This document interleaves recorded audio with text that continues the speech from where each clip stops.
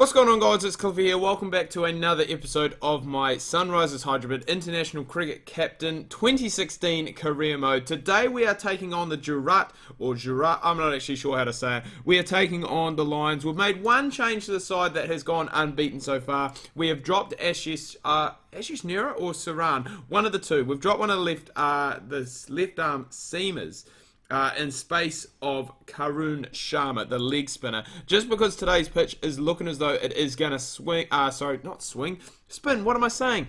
Of course I'm going to play a spinner if the pitch looks like it is going to take turn. It was good as well that we did get the opportunity to bat first. So hopefully we can make use of the conditions and hopefully it does start to turn a little bit more as the game does go on. That would make things so much easier for us if possible. Now, just heading into this this game here and letting us know, just recapping how the season's gone so far as we head into game 4, we've picked up obviously the 2 wins and a tie, so we are currently unbeaten at the moment, and that's the way we would like to keep it. We're both unbeaten on this and in our KKR save as well, so and that I think has come down to the fact a lot that the batting has been very good, especially the top 3 of Williamson, Warner and Shikhar Dhawan. All 3 of them have been very good. They've been scoring runs for fun, and the bowlers have been backing us up as well.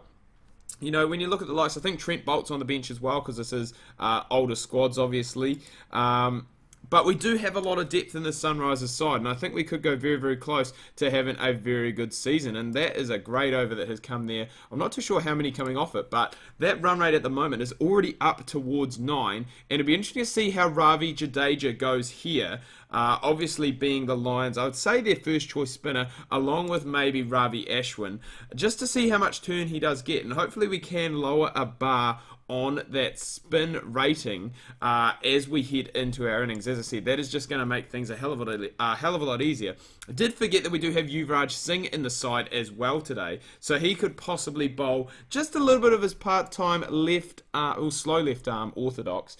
Kane Williamson as well can possibly go and do a job, but Jadeja getting taken to, and 105 for none after 11 overs, and we do know we have such a good platform here to build on, and we've got such power left to come as well, so hopefully we can use that to our full advantage. Both players have gone and passed 50, 63 for Williamson, 55 for Warner, which is a bit surprising that Williamson is actually striking at a better strike rate than David Warner. That's something you wouldn't really expect from the Kiwi skipper. But hey, he's going and getting the job done. And this is why I have gone with him instead of Shikhar Dhawan to open up the innings. I did also want to have the left-right combination because a lot of people have said that with the 2 left-handers, Sunrisers Hyderabad have been a little bit undone by the off-spin bowling of certain teams.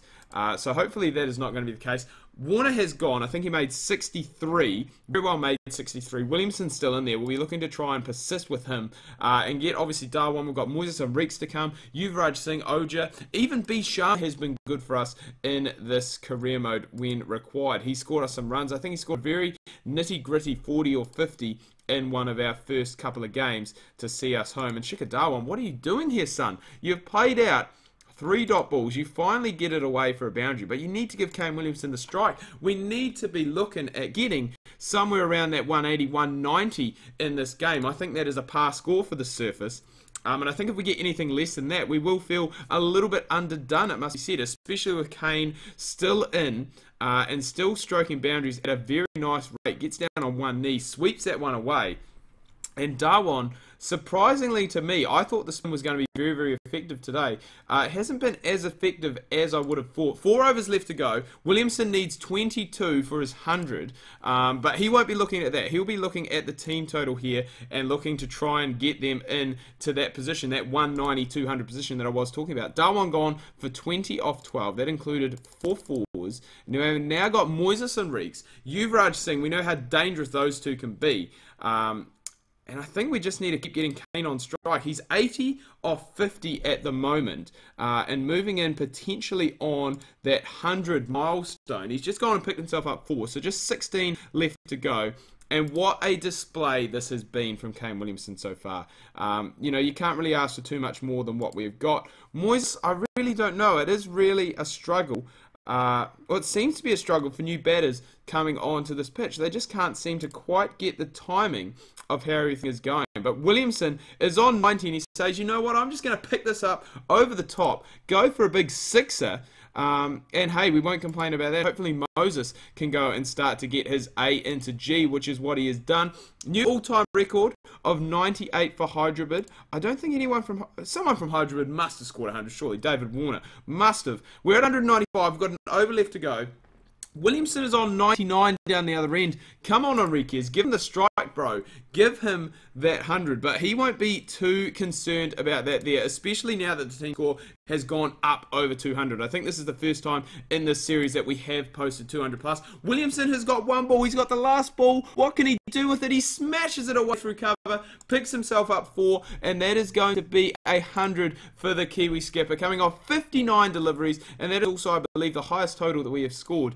As I was just saying, the first time we have gone past 200 in this series to date so far. So 210 is the total that is needed by the Lions, and would you believe it, Finchy, that is a big one. Him and McCullum, the big players in this side, gone first ball. If we could pick up McCullum as well, I would just be absolutely over the moon. I would be ecstatic if we could manage to knock those two off early.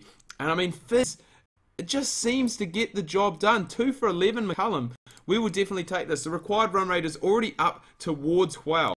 And we're only into the second over, would you believe? I'm going to give Fitz another one. Just because I think if he could have got another one, which it's not looking like he is gonna, man, if he could have got another one, what a steal that could have been to get through those 3 overs. Get potentially 2 of the most dangerous 2020 players in the world in Aaron Finch and Brendon McCullum. 2 of the most dangerous openers, I would have to say. Both had a very good IPL recently, especially... Oh my God, we're out of here. Okay. So Fizz I've actually bowled out, so I didn't mean to do that. But we're going to see how the spin does go. The only issue I do have with the spin pair is that they're both... I think they're both turning the ball the same... Yeah, they're both turning the ball the same way. Both turning it away. That's alright. Fizz is gone. He's done and dusted. He's done his spell. But I'm not really too concerned about that, especially with the rate that it is at now. It is above 13.5.